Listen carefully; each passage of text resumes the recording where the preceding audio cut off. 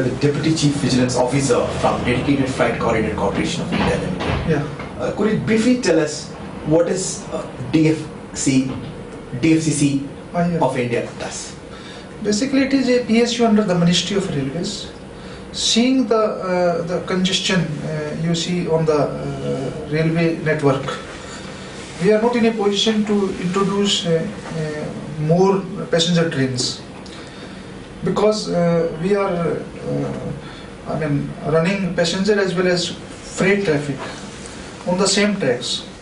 So the only solution to the existing problem to increase the line capacity, we are constructing separate corridors for the transportation of the goods, and that's why it is called dedicated freight corridors. It means the lines which we are constructing, only the freight transportation will be carried out.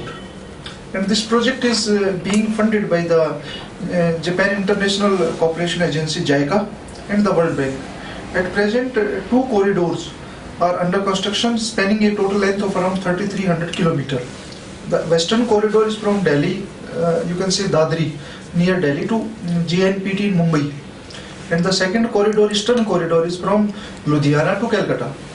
The 2 corridors, the work has already started. Some more corridors on the lines of golden quadrilaters, like connecting Chennai to Delhi and then Chennai to Calcutta and Chennai to Mumbai, that is also under survey. So, those are also anticipated to be announced soon. So these are totally dedicated freight corridors? Yeah. Totally only for the freight. No passenger traffic will be run on these corridors. So it is basically an effort to separate that goods traffic from the passenger traffic. So when do you expect the 2 corridors, eastern and the western corridor, to be completed? You can say that the target date is in 2018, and if not the entire both the stretches, but we expect that the first train on these corridors can be expected to start rolling from 2018 onwards. Okay. Even if it is not the entire stretch, for some stretch at least, we are expecting that. So when do you expect to finalize the corridors in other sectors on the lines of Golden Quadrilateral? Let us see, because it involves a lot of international cooperation also. So it is it is a government decision.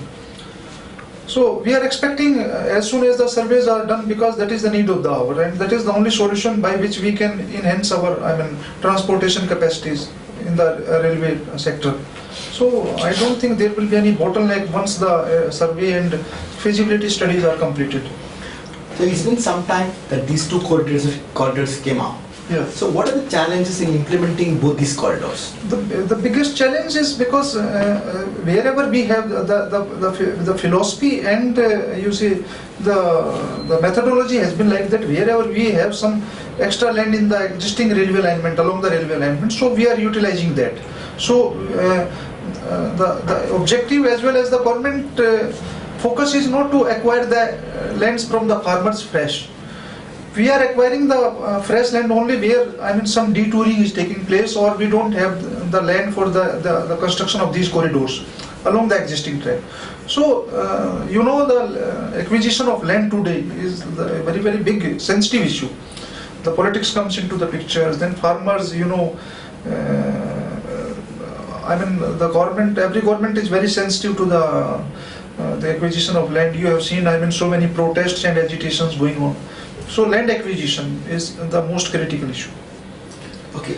So what are other challenges which come up? Other challenges are, the kind of contracts which we are taking up for the construction of this. This is an entirely new concept, which is called design and build contract. We in India so far have been, awarding the contracts. We just give them this is the scope of the work. This is, the items, rather I will say items. This is so much quantity of earthwork, so many bridges, so many cubic meters of concrete. So we execute the projects like this. Here we are telling him simply, this is what to be done. You calculate what is the quantity required, how you will manage. It is now your headache. You have to design, you have to build, everything you have to do. So it works on design, build contract. And contract. And this is, I mean, the entire, both the projects are constructed under the FIDIC guidelines. FIDIC means International Federation of Consulting Engineers. The guidelines or the policy which is followed the world over. So these are global benchmarks. Global benchmarks. So this is a kind of global bidding, you can say. So these are very big contracts. Like earlier railways, if you see, any government organization is awarding maximum to the tune of 100, 500 crores crores of contract. But here the contract cost is 6,700 crore, one single contract. So there is, I mean, very limited agencies which qualify for the participation in these kind of very big contracts. So that's why the one contract has gone to L&T, another has gone to the Tatas. So the smaller contracts, for them it's very difficult to, I mean, they can't enter the race. As somebody very senior in the vigilance department Yeah. in the corporation, in the corridor, tell us, how do you implement the best practices there? Like, for instance, you are awarding some of the biggest contracts in terms of finances involved. How do you ensure transparency is there? Actually, the entire, if you see right from the planning till the execution, awarding of contract, creation of the bidding documents, the entire process is so deliberately monitored at various stages because it involves international funding. So the corridor which is being funded by the JICA, so JICA has its own checks and balances at various stages. They don't allow the Indians to proceed just like any other projects. They have their own team which inspects every stage, whether it is the bidding document, then awarding of contract, then how the execution is being carried out, and in the tenders also the corridor which is being funded by JICA, they have their lead partners. Indians are not allowed to be the lead partners. So similar is the case in the World Bank funded project, which is Eastern Corridor.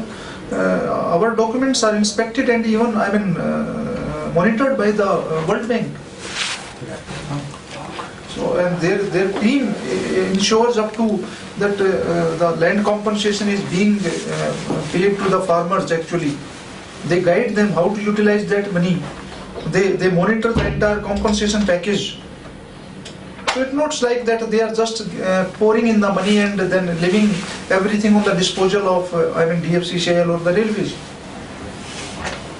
So you meant to say there are big learnings to be learned from the dedicated freight corridor. Correct.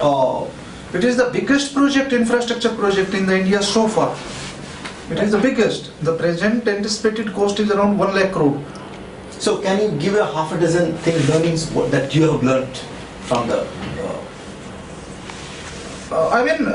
You cannot take it for granted, number one. Like any other government PSU, or it is a very big challenge. The risks and challenges are very, very big. Number one. Second, there is no scope, I will say, for the slumber. Okay. Because the cost interests involved are huge. Even if this project is delayed by 1 day, the interest cost itself coming was around to the tune of 25 crores. Got my point?